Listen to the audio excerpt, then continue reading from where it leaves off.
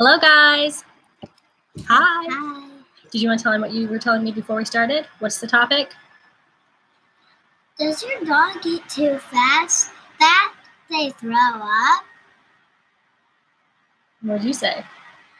I say our dog doesn't do that, but maybe your dog can. That's right. So today's video, we've had a couple families reach out to us whose dogs eat too fast that they throw up. It's very common. It's not good and it's not normal, but it is common and it is more frequent. So today's video is going to talk about some ways to help slow your dog down eating its food. One thing that we have done that helps significantly slow our dogs down was switching them to a raw diet. So kibble is dry. It doesn't digest or absorb into the body as quickly. So if your dog eats it really fast, that's a whole bunch of food in a big, fast clump that their body may struggle to digest properly, which is why they throw up. Whereas a raw food, it's harder to eat depending on how you prep it because it's mushy, right? And so they really have to kind of work at it. And because it is a more digestible food, it is easier, quicker to be absorbed into the body. So that has helped. But if you're not ready to commit to a raw food diet, which we totally understand, it took us a long time to get there. No regrets, and we will never feed kibble again. But it did take us a while to finally commit to switching to raw food. So if you are feeding kibble and your dog is throwing up, these are our tips to help slow down the feeding process and maybe feed a different way to prevent your dog from gorging themselves to the point that they throw up. So I love you. And I love your faces. So the first tip is a really fun one. I heard of this from some dog trainer friends, and it's called Feed the Chickens. And basically you take your dog's meal and you just dump it on the floor. So instead of eating in one bowl, they literally forage all over the ground for it and pick it up piece by piece. So if you have a multiple dog household that does not have dog aggression, you can actually feed all of their food at once on the ground and they will eat what they need. I had a miniature schnauzer, a pit bull, and a Neapolitan Mastiff, and I literally dumped all of their food. They ate the same kibble, obviously, but I dumped all of their food on the ground, and they ate their appropriate amounts. And I was afraid because our Mastiff is a really slow eater, whereas our Schnauzer and our pit bull were really fast eaters. Like they were the dogs that would eat so fast they would throw up, or they could throw up. So I was nervous about Morgan not getting enough food, but she did. It worked out amazingly well.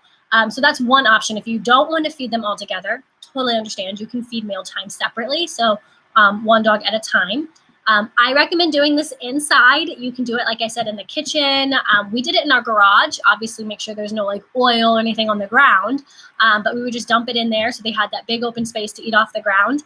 Some trainers have done it outside where they've kind of tossed their meal out into the grass and your dog has to forage for it.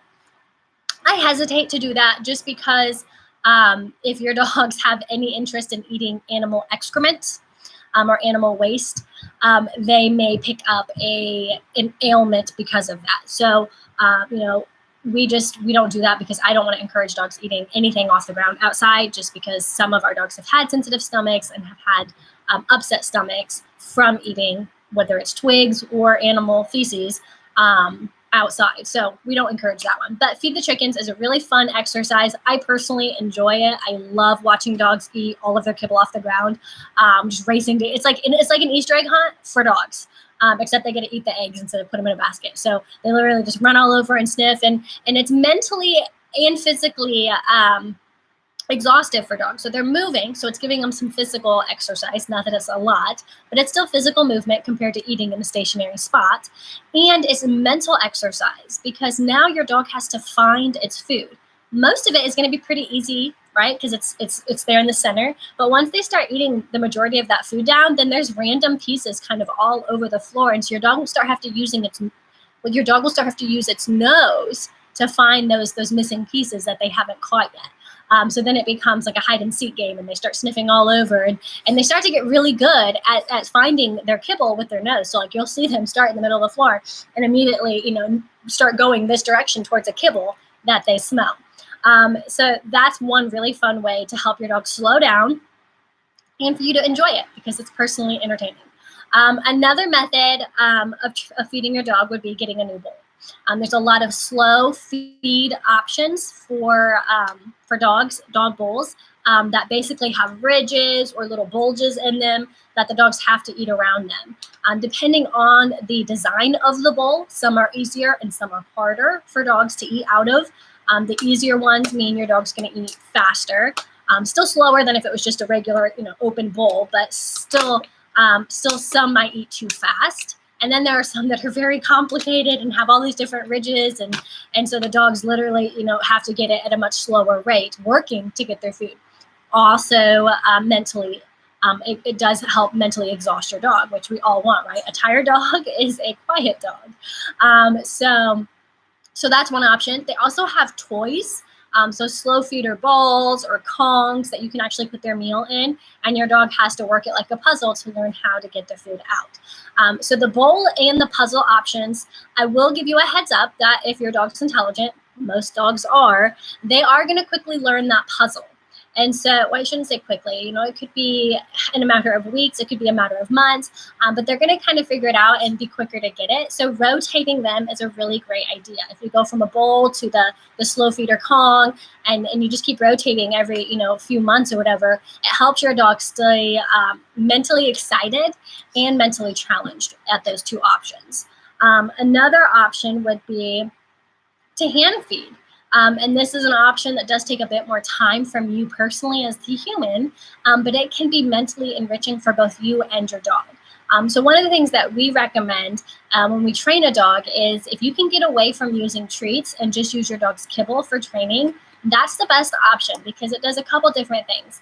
One, it makes your dog really appreciate its kibble. Two, it's coming directly from you.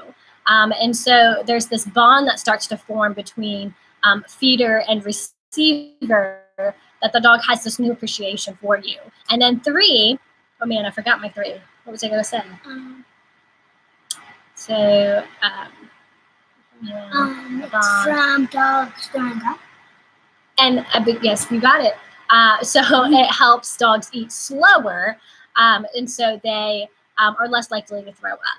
It also helps dogs get into a working mindset where they have to work for their food. And that's a big deal because just like you and I, if we don't have a sense of purpose or appreciation for a job well done, we really feel pointless, right? Like we don't feel like we've achieved anything and we can start to get depressed and stressed and even anxious about this. So again, having your dog work for its food, it's easy. Having them sit down, come, place, like those are all easy things. If only I could just sit down and get fed, well, life would be grand. But it's a little bit more complicated for us humans. Dogs, on the other hand, can have a simple work day to get fed. And so we recommend this during our transition training time, right? It's a transitional time, so it's not forever. However, we have had some families that have loved the bond that feeding from your hand and making your dog work for 1 to a handful of kibble, depending on how well of a job your dog did. If they kind of were like too slow to come or they hesitated a whole lot and they're like, I don't know, this looks fun, I'd rather do this, I may just give them 1 kibble. But if I said come and they're at my feet right away sitting and all excited, I would give them a handful of kibble. So it doesn't have to take more than 5 minutes to feed from hand, but you just want to make sure that you're making it fun and enriching for your dog. But I've had families that after the training, like they're still feeding their dogs kibble from their hand because they just love this bond that it gives. And it's kind of, I don't want to say it's similar, but it is similar. It's like when a mother nurses her baby or even feeds her baby from a bottle. When you make eye contact at that moment, there is a dopamine release that creates a bond, right? Like that baby knows you are nourishing it and you know you're nourishing and loving your baby. And the same is true kind of through this exercise working with your dog. As you hand feed your dog, it starts to create this trust and this respect and this love, this bond, this relationship bond that shows that you appreciate them and that you're here for them and you support them and you take care of them. So that's one of the benefits of feeding from hand. So in a nutshell, let's recap some of our options here. Feed the chickens, throwing their normal amount of food out on the floor and having them forage for it. It's very symbiotic, very natural for how a dog would hunt in the wild. A dog trainer friend of mine, Duke Ferguson, always says, the rabbit doesn't just jump in the dog's mouth. The dog has to work for it, right? Like when we just set down a bowl of food for our dog, we're just putting the rabbit in their mouth. Like there's no enrichment for them. So feed the chickens, makes them forage so that they can have some sense of worth in finding and accomplishing eating their meal. Feed the chickens, slow feeders. There's two options. There's bowls and toys. So you could do a slow feeder bowl or a slow feeder toy, or my personal recommendation is both, and to rotate them. And then you can also feed from hand, and you can do this as a training exercise, having your dog sit, wait for that release command to break, giving them one kibble to a handful of kibble at a time, having them down, one kibble to a handful of kibble at a time, and you can be done in a matter of minutes doing that exercise as well. So I hope this is helpful for those of you that have had dogs that eat so fast they throw up. If you know somebody, a friend or a family member who has a dog that eats so fast they throw up, please share this video with them. It's not healthy for dogs, obviously, to be throwing up their food. It's hard on their stomach. It's hard on their GI tract. And it's just not a good habit to let your dog get into. So we want to support all dogs. We want to keep all dogs healthy. So this is our tips, our quick tips to help dogs eat slower and not throw up. Do you have anything you want to add to this video before we get off? I do. All right. When your dog is eating, when you throw their nibble, they have really good sense of smelling, so they can smell and get to that really fast because they can smell from really far away from where they are. Yeah. Probably all the way from the door, probably, I think about 2 inches away. 2 inches away? That's how far they can smell? I think they can do it farther, I don't know, but they can smell really far away. They can smell so far away. A dog's nose is so amazing, and they can smell so much more and so much farther away than we could even fathom. I think I was trying to smell as hard as I could, and I can just smell a little bit of Veronica because I knew she was standing there because I kind of smelled it. You could smell Veronica? I could. And she was on the swing, rocking back and forth. Uh-huh. I'm trying to be a dog, and I'm trying to smell. And then I went up the hill because I was playing, and then I smelled Veronica. Did she smell good? Yeah. All right. So that's our tips. That's our advice for dogs that eat too fast that they throw up. Like I said, I hope this was helpful. If you enjoyed this video and you want to catch us next time, please subscribe or follow our page. You can even take it a next step farther. And when you say follow, click that little arrow next to it, and there'll be a drop down that comes down. Click see first. Facebook is very particular about who gets to see what.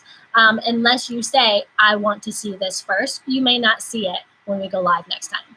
And if you know somebody that this could benefit, please share this either on your page and tag them in it, or share it directly to their page. The more we can help, the more accomplished we feel. So thanks so much for joining us today. We hope to see you next week at 12 p.m. new time, 12 p.m. for our next Facebook Live.